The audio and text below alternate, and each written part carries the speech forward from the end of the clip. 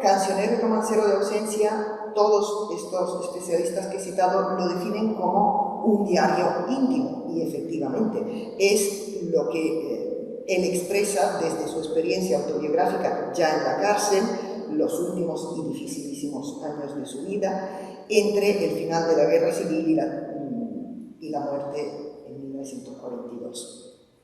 Aunque la versión original de Cancionero y Romancero de Ausencia era un poquito distinta, la versión final se publicó en el 92 en la obra completa en edición de Agustín Sánchez Vidal y José Carlos Rovira, con la colaboración de Carmen Alemán y Bey, se publicó en Espasa-Calpe. Y evidentemente lo que han hecho ha sido incluir en la edición que hoy en día conocemos de Cancionero y Romancero de Ausencia los poemas redactados prácticamente hasta un poco menos de un año de su muerte, porque en los últimos meses, por la situación en la que estaba, no escribió poemas, con lo cual los últimos han sido incluidos en las ediciones que hoy en día solemos considerar la definitiva de Cancionero y Romancero de Ausencia.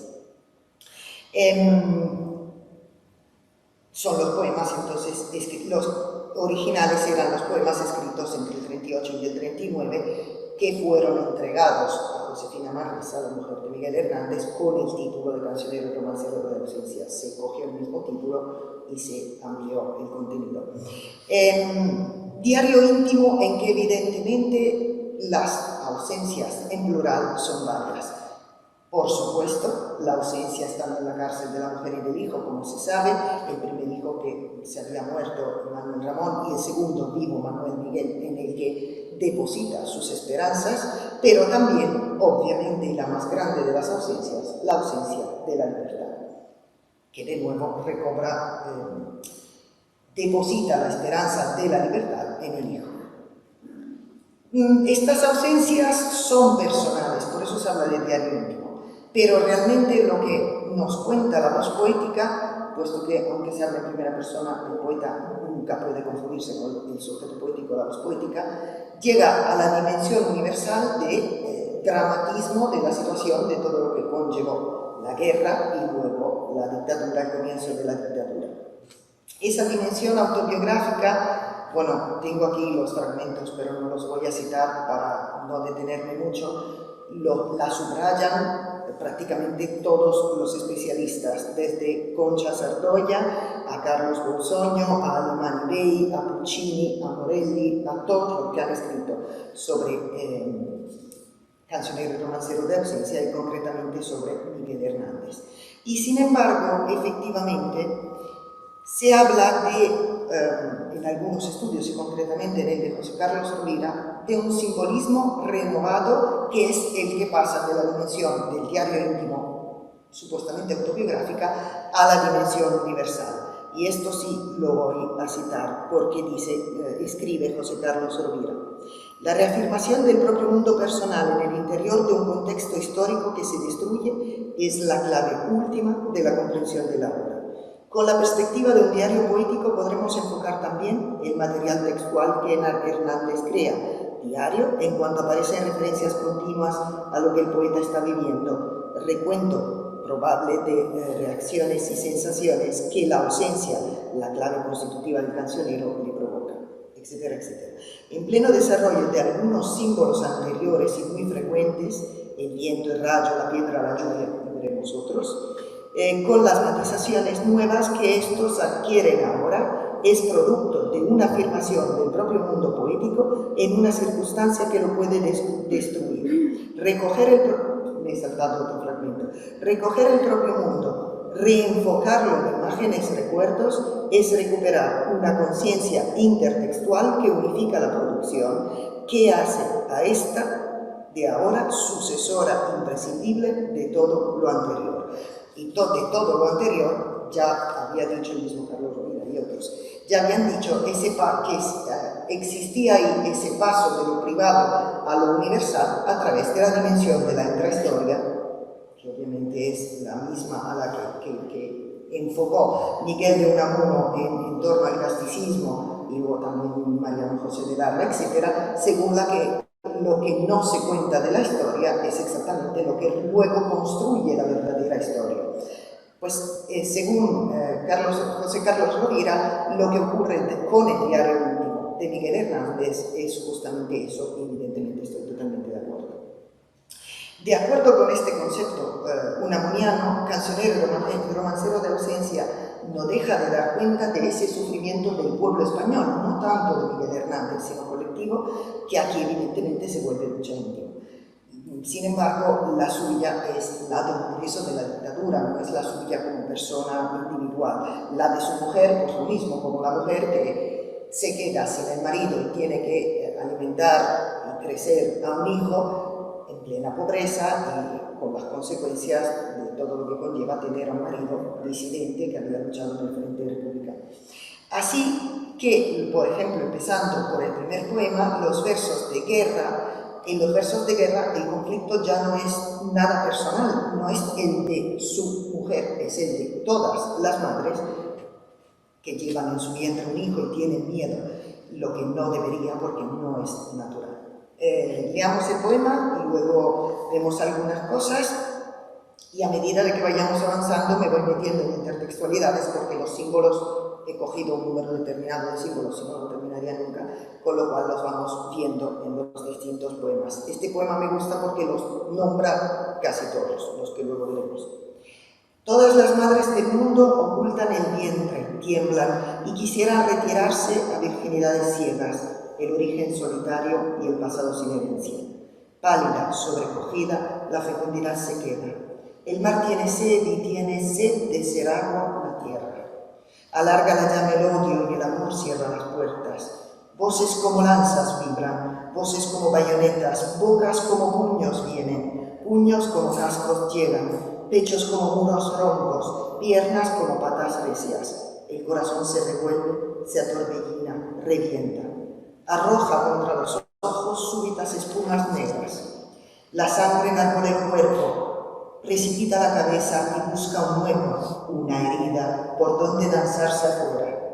La sangre recorre el mundo enjaulada, insatisfecha, las flores se desvanecen, devoradas por la hierba. Ansias de matar invaden el fondo de la azucena.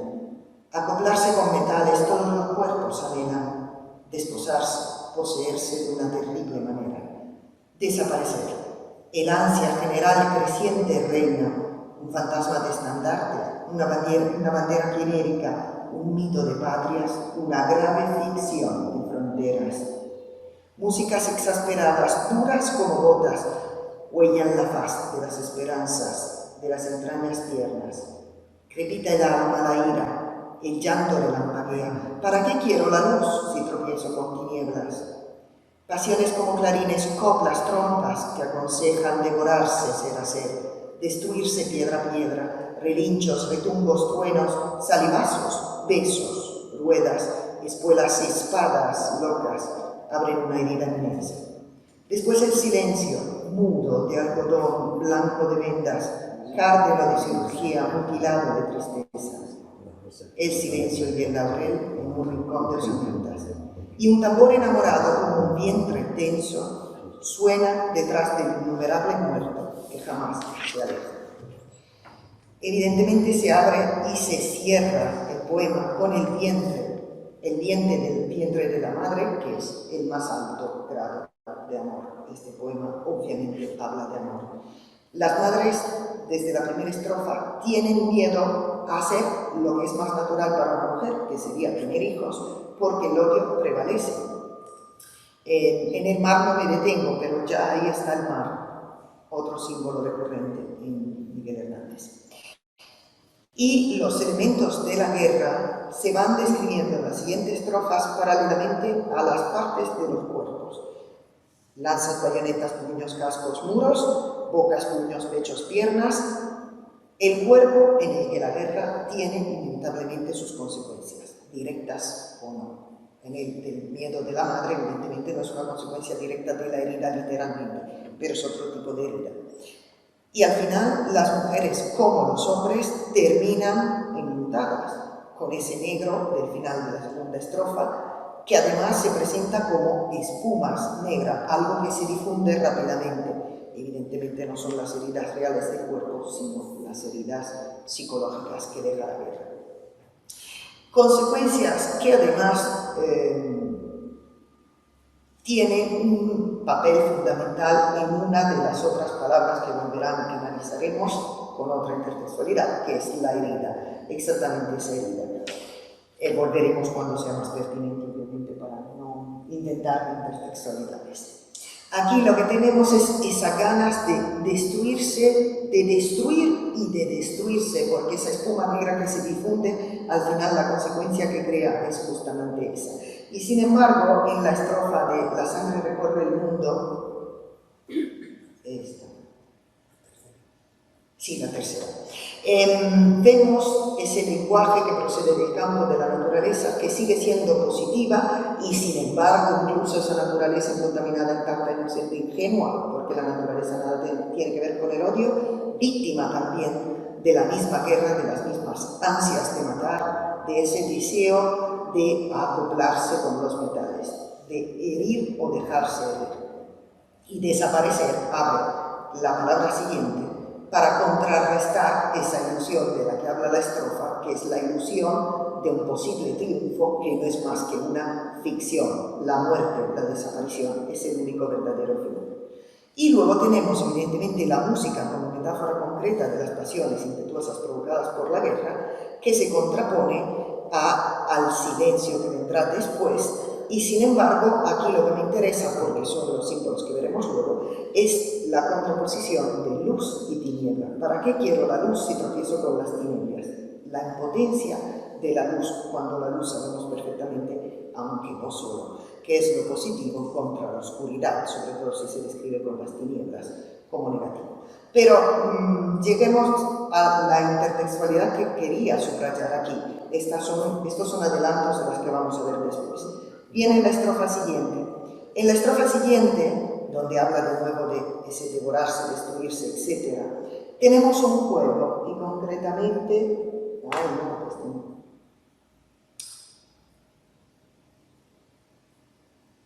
Aquí, si lo vemos, aquí, tenemos la boca y las espadas.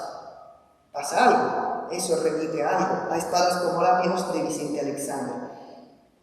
Las espadas, que son las palabras, problema, en la guerra no puede ser. En la guerra las armas no son las palabras. Esto también tiene que ver con muchos otros poemas de Miguel Hernández. Tras la guerra, de hecho, lo dice luego la estrofa siguiente, solo quedan el silencio, las heridas, la muerte. No hay diferencia entre los que ganan y los vencidos. Héroes, victoriosos y perdedores no tienen más que silencio y muerte. Y evidentemente, de nuevo, ese miedo del vientre de la madre, que la guerra hace que las madres pierdan a sus hijos vivos y tengan miedo a parir otros, hasta que al terminarse todo solo queda esa inmensa herida por la que han tenido que pasar, evidentemente no solo las madres, sino todos los hombres, por la soledad, de nuevo lo recuerdo, una de las ausencias del cancionero de la ausencia, por el recuerdo del amor, que es una pérdida, otra ausencia del cancionero de la ausencia, como por ejemplo el amor de la madre que se queda sin el hijo. Los versos de guerra evidentemente compendian, como estaba diciendo, algunos de los símbolos principales en los que ahora me detendré: la madre, el vientre, el mar, el odio, las armas, el cuerpo, la sangre, el amor, las flores, la naturaleza, el silencio, la soledad, la vida y la muerte. Y evidentemente la herida. Sabemos que en Miguel Hernández las heridas son principalmente tres. Nos lo dice él en el poema 25 del Cancionero y Romancero de Ausencia, que dice: son todos poemas muy conocidos, evidentemente, de Miguel Hernández. Llegó con tres heridas: la del amor, la de la muerte, la de la vida. Con tres heridas bien, la de la vida, la del amor, la de la muerte. Con tres heridas yo, la de la vida, la de la muerte y la del amor. Evidentemente la intertextualidad, creo que aquí es bastante evidente, pero ya llegamos. Las tres heridas, evidentemente, son las tres preocupaciones fundamentales de Miguel Hernández y pasan. Primero cambian el orden de nuevo como el vientre de la madre para que el amor esté al comienzo y al final, puesto que es el principal, es la herida principal. Y luego tenemos los tres desarrollos conocidos del pasado al presente, a la definición del yo, que llega a definirse como esas tres heridas. El amor prima sobre los tres, por eso abre y cierra el poema, y da sentido a la existencia matando, metafóricamente, cuando provoca sentimiento. Esto evidentemente tiene mucho, de esto hay mucho en Cernuda, en Lorca, en Alexander, entre otros. Pero luego la vida y la muerte existen de forma conjunta, se entremezclan y confluyen, porque está clarísimo que aquí las tres heridas llegan casi a identificarse entre ellas, y esas son herencias de San Juan de la Cruz, evidentemente, tanto la de la herida de amor o llama de amor viva en San Juan de la Cruz, o llama de amor viva que tiernamente hieres de mi alma en el más profundo centro, pero también la del vivo sin vivir en mí, siempre de San Juan, donde evidentemente todo el mundo lo conoce, pero cito pocos versos. Vivo sin vivir en mí, de tal manera espero que muero porque no muero, estando ausente de ti, ¿qué vida puedo tener, sino muerte padecer, la mayor que nunca vi? Está clarísimo que en San Juan la ausencia es el amor de Dios, la muerte es la ausencia de Dios, mientras que en Miguel Hernández evidentemente es la ausencia de la madre, de la mujer, que es la madre del hijo y del hijo.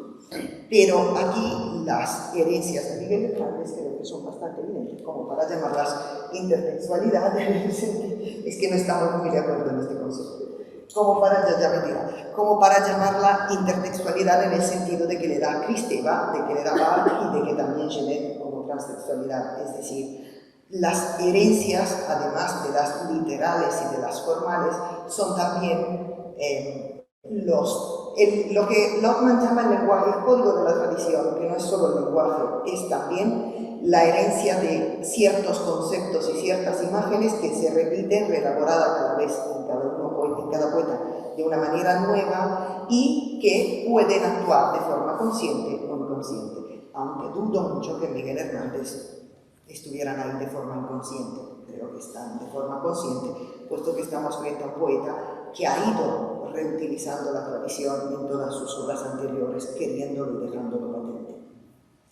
Por esta razón digo que lo único en que no estoy de acuerdo, lo único nuevo que puedo aportar yo, además de los estudios eminentes que ha habido en Cancionero y Romancero de Ausencia, es justamente esa frase que Carmen Alimany Bey describe en prescinde de referentes poéticos.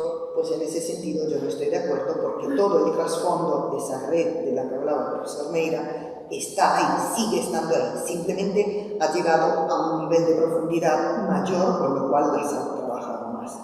Y en este misticismo revisado, en el sentido de que recoge las imágenes del misticismo sanjuanesco y las trae a la vida sencilla terrenal, Hernández vuelve a su tema inicial, vuelve a la lucha, a su lucha íntima, que abarca hasta el amor de pareja, ese sí que era un tema que había tratado en obras anteriores, y se despliegan las dos dimensiones de la vida y de la muerte. Ahí tenemos la composición el poema número 55, donde nos dice que todo se refleja en el amor, que es el centro de la existencia, y en él, evidentemente, todo se vuelve. Este amor se vuelve metafórico como la muerte que conlleva la ausencia. Pero aquí aparecen de nuevo la noche y el día, también esto no hace falta que lo explique, también declara herencia sanjuanesca, en el sentido de que ahí sí que hay resplandores de luz que alumbran la noche oscura a través del amor, lo veremos en los poemas siguientes. Y en ese caso va resumiendo un poco algunas de las cuestiones que hemos visto. Y dice así: callo después de muerto, hablas después de viva, pobres conversaciones, desusadas por dichas, nos llevan a lo mejor de la muerte y la vida. Con espadas fraguadas en silencio, fundidas en miradas, en besos, en pasiones invictas, nos herimos, nos vamos a la lucha más íntima. Con silencio te ataco, con silencio tú libras, con silencio reluce la verdad cristalina, con silencio caemos en la noche, en el día. Empieza el poema con las palabras que de alguna forma representan un intento de resistencia hasta luego rendirse ante el silencio de la unión que es verdad, que es luz que alumbra la oscuridad. Esto tiene mucho obviamente de San Juan y además de nuevo cita esa unión de amor como herida, de la llama de amor viva, y además aquí tenemos la lucha como unión que puesto que era un gran lector por consejo de Ramón Sijés, de la poesía de los siglos de oro, la mayor lucha de amor de los siglos de oro está en la soledad, al final de la primera soledad de Góngora. Pero, sobre todo, esa sí que es una de las intertextualidades que el profesor Reina quizás no vea tanto, pero una que espero que vea, es esa armonización final que luego tendremos también en otros poemas, de la noche y el día, que en el amor se juntan, se armonizan todos los opuestos, que es otra gran similitud a un poema de Vicente Alexandre que se titula Se querían de la destrucción al amor, donde funciona exactamente así. Va alternando noche y día en esa unión de los cuerpos hasta que se funden en uno, fundiendo todos los opuestos que aparecen en la poesía, el principal, porque es el más constante, en el poema, perdón, poesía es italiano, el más constante es el de la noche y el día, la luz y la oscuridad que se funden en uno. Y con silencio, el silencio de la unión, caemos en la noche, en el día, implica justamente esa fusión, armonización, donde todo recobra armonía, como luego veremos también en otros poemas.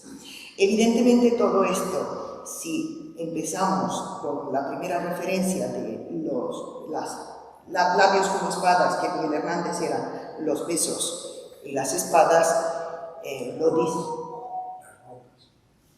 Las bocas y las espadas, el poema donde nos dice exactamente, donde nos explica esa referencia es, y muy conocido también, es el número 59, Tristes Guerras, que es donde efectivamente dice que la única guerra posible es la del amor, y esas bocas, que muchas veces en Miguel Hernández son justamente los besos, el amor, no necesariamente beso entre hombre y mujer, también puede ser el amor hacia el hijo, pero que bueno, la única arma que vale es la palabra para la única guerra posible y con sentido, que es el amor.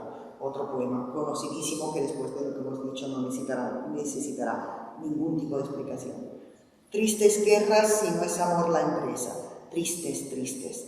Tristes armas si no son las palabras, tristes, tristes. Tristes hombres si no mueren de amores, tristes, tristes. Pues aquí, puesto que aquí está la guerra, les voy a citar rápidamente los últimos versos de esa Soledad Primera, que es la imagen por excelencia difundida en el siglo de oro de la lucha de amor, no es de la primera ni la última, pero supongo que es la que más conocía Miguel Hernández, porque no se iba a leer a los clásicos grecolatinos, puesto que no tenía esa formación para leer hasta ese punto. En latín, seguro que no. Bueno, yo lo siento. No discutas conmigo, explícase. No, pero esto tiene una razón. Y además yo suelo hacer las cosas de forma interactiva cada vez que sea posible, y aquí tengo al interlocutor al lado, no puedo evitar. Las palabras entonces que intentan conquistar a la amada o denuncian los horrores, en el caso de Miguel Hernández, de la España de la época, son armas, las únicas armas que no matan y por eso valen la pena, y la única muerte sensata es la metafórica del amor. El único sufrimiento sensato es el sufrimiento por amor. Y esa lucha de amor descrita por Góngora, que cierra la primera soledad, llegó todo el lugar y despedido casta vemos que el lecho prevenido de las plumas que baten más suaves, en su volante carro blanca sabes, los novios entra en dura no estancada, que siendo amor una edad alada, bien previno la hija de la espuma, a batallas de amor, campo de pluma.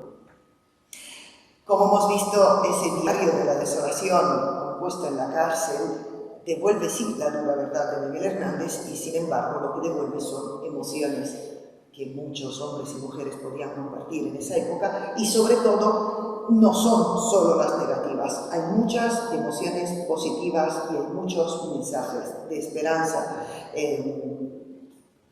Todo esto descrito desde la esencialidad, porque efectivamente Cancionero y Romancero de Ausencia tiene ese carácter de esencialidad y de lenguaje muy terrenal, que sin embargo nos devuelve ese sentido y sentimiento general y universal compartido, y ese hálito vitalista se ve muy bien junto con además de la luz y de la esperanza en el Hijo, etc., se ve en uno de los poemas, que es Vida Solar, que intentaré leer rápido para pasarme luego a otro, donde es muy importante esa oposición de luz y oscuridad, que es Hijo de la Sombra y de la Luz. No los tres poemas que lo componen, evidentemente, porque no da tiempo, pero el primero sí. Vida Solar dice: cuerpo de claridad que nada empaña, todo es materia de cristal radiante a través de ese sol que te acompaña, que te lleva por dentro hacia adelante, carne de limpidez enardecida, hueso más transparente y más hondo, piel hacia el sur del fuego dirigida, sangre resplandeciente desde el fondo, cuerpo diurno, día sobrehumano, fruto del segador acoplamiento, de una áurea madrugada del verano, con el más inflamado firmamento, ígnea ascensión sangrienta hacia los montes, agua sólida y ágil hacia el día, diáfano barro lleno de horizontes, coronación astral de la alegría, cuerpo como un solsticio de arcos plenos, bóveda plena, plenas llamaradas, todos los cuerpos fulgen más morenos bajo el cenit de todas tus miradas, cuerpo de polen férvido y dorado, flexible y rumoroso, tuyo y mío, de la noche final me has enlutado, del amor del cabello más sombrío. Ilumina el abismo donde lloro por la consumación de las espumas, fúndete con la sombra que atesoro, hasta que en la transparencia te consumas. Obviamente, si el amor es el sentimiento principal y el amor más grande que sigue viendo Miguel Hernández es el amor de la mujer, que es capaz de dar a la luz un hijo, aquí la descripción del cuerpo de la mujer va acompañada por elementos de luz, transparente, claridad, cristal, etc. Y además transparente la pureza, que era la que había también detrás de esa mar que citamos con el primer poema, horizontes, etc. Lo que me interesa, este poema, sin detenerme mucho, me interesaba para que se viera que efectivamente lo normal en Miguel Hernández es que el hombre sea la oscuridad, alumbrado por esa capacidad que solo tiene la mujer de ese amor por excelencia que es el amor de madre. Y lo que le pide a la mujer al final es que alumbre su sombra como hombre. De nuevo la unión que armoniza luz y sombra y los funde en uno. Sin embargo, los papeles, que es el poema que quería llegar, están invertidos en el primero de los tres que componen Hijo de la Luz y de la Sombra, pero por supuesto hay una razón.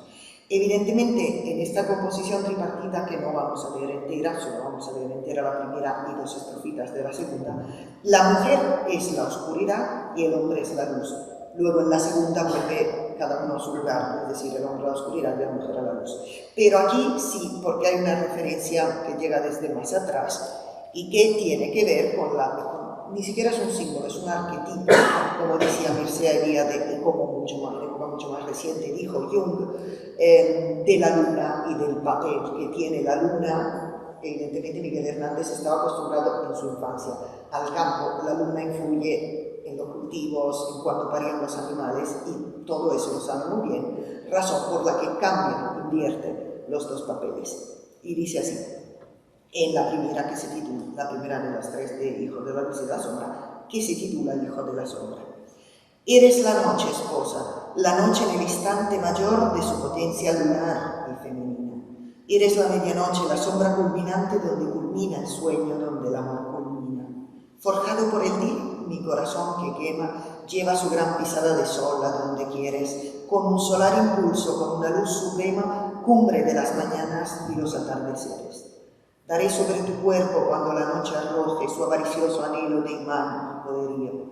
Un astral sentimiento febril me sobrecoge, incendia mi osamenta con un escalofrío. El aire de la noche desordena tus pechos y desordena y vuelca los cuerpos con su choque. Como una tempestad de enloquecidos lechos, eclipsa las parejas, las hace en un solo bloque. La noche se ha encendido como una sorda hoguera, de llamas minerales y oscuras embestidas, y alrededor la sombra late como si fuera las almas de los pozos y el vino difundidas. Ya las sombras, el nido cerrado, incandescente, la visible ceguera puesta sobre quien ama, ya provoca el abrazo cerrado, ciegamente, ya recoge en sus cuevas cuando la luz derrama. La sombra pide, exige seres que se entrelacen, besos que la constelen de relámpagos largos, bocas embravecidas, batidas que atenacen, arrullos que hagan música de sus mudos letargos. Pide que nos echemos tú y yo sobre la manta, tú y yo sobre la luna, tú y yo sobre la vida. Pide que tú y yo ardamos fundiendo en la garganta con todo el firmamento, la tierra estremecida. El hijo está en la sombra que acumula luceros, amor, tuétano, luna, claras oscuridades. Brota de sus perezas y de sus agujeros y de sus solitarias y apagadas ciudades. El hijo está en la sombra, de la sombra surtido, y a su origen infunden los astros una siembra, un zumo lácteo, un flujo de cálido latido, que ha de obligar sus huesos al sueño y a la hembra. Moviendo está la sombra sus fuerzas siderales, tendiendo está la sombra su constelada hombría, volcando está las parejas y haciendo las nupciales. Tú eres la noche, esposa, yo soy el mediodía. No dejan de aparecer el silencio, la fusión de luz y noche, luego la música también, pero esa música en silencio que de nuevo recuerda la música callada de San Juan. Y sin embargo aquí estamos frente a algo distinto, se nota que es un poema distinto de los demás que hablan de la noche y el día. La mujer es la potencia lunar, es la noche porque es la potencia lunar, con lo cual el hombre se vuelve pues, lo opuesto al principio, es la luz, hasta llegar al final, donde tú eres la noche, esposa, yo soy el mediodía. De nuevo, el hijo representa esa fusión de ambos en el amor. Pero ¿qué pasa aquí? La luna, escribía Mircea Eliade, la luna es como algo que rige ritmos y es fuente de energía, de vida y de regeneración. Si lo buscamos hoy en día en cualquier diccionario de símbolos, yo suelo usar el de Juan Eduardo Cirlot, que es el que tengo en casa, con lo cual me es más cómodo. También recogen esa dimensión de la luna como símbolo que influye en la maduración, como símbolo porque influye, símbolo de fertilidad porque influye en la maduración de las plantas, en el crecimiento de los animales, etc. Y escribe concretamente Juan Eduardo Cirlot que la luna recibe la luz solar, con lo cual representa, bueno, él escribe que es la pasividad femenina, que Miguel Hernández no es pasividad, pero sí acierta en la otra parte diciendo que está asociada a la noche por maternal, ocultante, protectora, sin embargo protectora, peligrosa a la vez, protectora para su hijo, peligrosa en otros casos, exactamente características que asocian la luna a la mujer. En el caso de Miguel Hernández, evidentemente retoma más bien el arquetipo, más que todos los significados que se han ido acumulando a todo esto a lo largo de los siglos. Y efectivamente el arquetipo es justamente de ese poder de la luna que influye sobre todo en la maternidad, en el caso de la mujer. Sin embargo, no es el papel propio de la mujer, puesto que la misma composición, el mismo vuelve a retomar el orden normal al que estamos acostumbrados en el cancionero y romancero de ausencia, que es el del hombre como oscuridad y de la mujer como luz. De hecho, sí, perfecto, estoy llegando. De hecho, en la segunda composición, donde invierte de nuevo, empieza así: tú eres el alba, esposa, la principal penumbra recibes, de nuevo la fusión, pero la penumbra es el hombre, entornadas las horas de tu frente, decidido al fulgor, pero entornado alumbra tu cuerpo. Tus entrañas forjan el sol naciente, perdón, pero es que lo tengo impreso, sin embargo esta hoja sale mal. Y al final, las estrofas 8 y 9, que son las últimas de la composición, escribe: hijo del alba eres, hijo del mediodía, y ha de quedar de ti luces en todo impuestas, mientras tu madre y yo vamos a la agonía, dormidos y despiertos con el amor a cuestas. Hablo y el corazón me sale en el aliento. Si no hablara lo mucho que quiero, me ahogaría. Con espliego y resina perfumo tu aposento. Tú eres el alba, esposa, yo soy el mediodía. Aquí ya vemos que ha pasado algo en esa fusión, como la noche oscura de San Juan, que en el encuentro de Dios se aclara, se alumbra por la presencia de Dios. Pues evidentemente ante la presencia del Hijo y el haber podido llevar al mundo, traer al mundo a un Hijo, esas dos dimensiones de oscuridad y de luz, ambas se vuelven luz. El Hijo, además, aquí aparece lo que luego se ve muy bien en las nanas de la cebolla, que a lo mejor no me va a dar tiempo a leer detenidamente, pero se conoce bastante bien como para saber que las nanas de la cebolla son la esperanza de libertad, la invitación a que el hijo se ría justamente porque tiene lo que necesita, que de momento es el pecho de la madre que le da tanto la comida, el sustento, como el juego, y luego la gran invitación final de usar esos primeros dientes, la risa que tiene, como frontera del amor para el amor, que es lo que da la razón a la vida, y para defender sus ideales, un arma. Pero luego también ese gran deseo que deposita en el hijo, que goza de la libertad y a través de la libertad del hijo no pierde su halo vitalista de que no conozca la situación que tuvo que conocer y vivir y experimentar Miguel Hernández. No me detengo en otras cuestiones de las nanas de la cebolla, de todas formas su poema conoces. Y me paro aquí.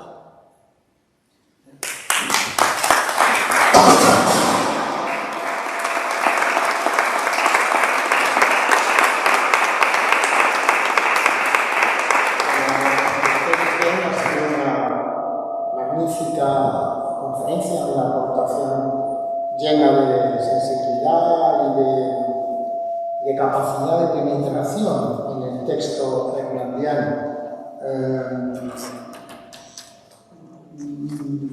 Me parece que toda tu exposición ha sido brillante y ahora tenemos un ratito para que ustedes planteen preguntas o observaciones. No tengan miedo, que no pasa nada, se puede preguntar con toda libertad. Yo voy a romper el fuego, porque quiero comentar contigo, no es una pregunta, es un comentario, ¿no? Quiero comentar contigo. El mito del poeta Cabrero, Miguel Hernández como un pastor, ignorante como cualquier pastor, que de repente se revela un gran poeta, es un mito que surge en 1931, en el primer viaje que hace Miguel Hernández a Madrid, porque su gran ilusión fue triunfar aquí donde estaba el ambiente poético, ¿no? En aquella época había un escritor que llega a Madrid o a Barcelona, depende, pero sobre todo a Madrid para triunfar en la corte, ¿no? Así como en los siglos europeos. Entonces le hace una entrevista Ernesto Jiménez Caballero, el director de la Gaceta Literaria, que escribía en el periódico El Heraldo de Madrid. Y hace un reportaje, y ustedes saben lo que era la prensa de la época, e incluso la prensa actual. Niño con dos cabezas. Bien, cuanto más escandaloso o más sorprendente, mejor. Entonces, le saca la imagen de que es el poeta Cabrero, allí él cuidando las cabras y escribiendo sonetos. Claro, esto es un mito absoluto, por no decir una falsidad, porque realmente Miguel Hernández estudió en los jesuitas hasta los 15 años. Por eso, cuando has dicho que creías que el latín no, yo he puesto una cara de o sí, porque los jesuitas en los años 20 y tantos daban una formación muy intensa en cultura clásica. En cultura clásica, sí. Eso es. Entonces, he dicho que cita el arquetipo. Ya. Si no te estoy haciendo una censura, estoy comentando contigo esa imagen que a veces se transmite y muchas décadas después sigue transmitiéndose, como si hubiera sido escritor por ciencia infusa.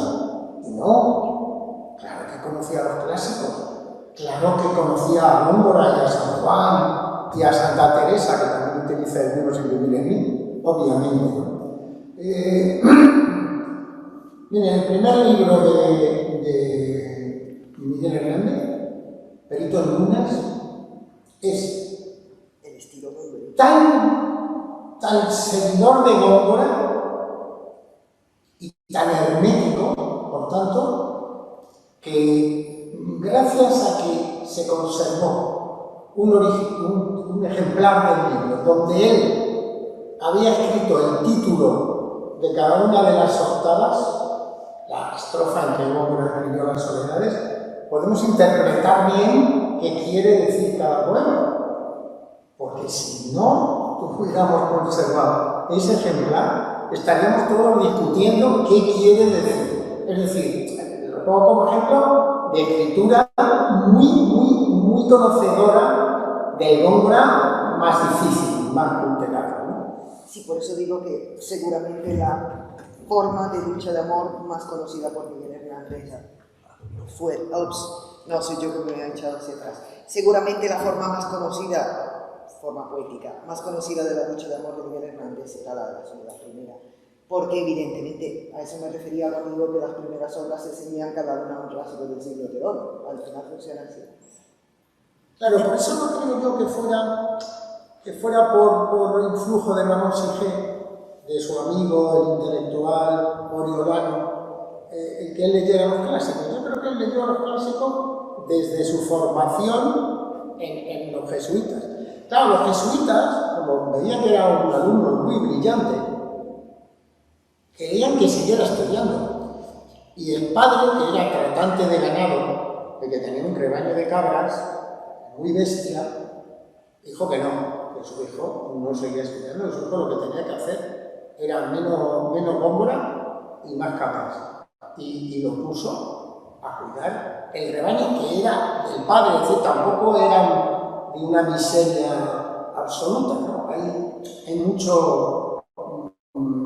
mucha construcción posterior que le quiere presentar como un ignorante, un cabrero, etc. No.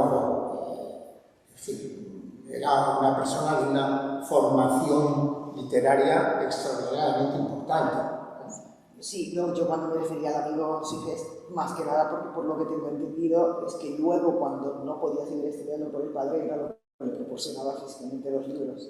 Bueno, él participaba en aquella famosa tertulia de la Tahona del amigo común y era una tertulia literaria. Sí, no, y obviamente para llegar a estos niveles, sobre todo las primeras obras son a base de Góngora, Calderón, etc. Y se ve muy bien, es decir, está clarísimo que esa cultura en los siglos de oro la tenía muy interiorizada incluso.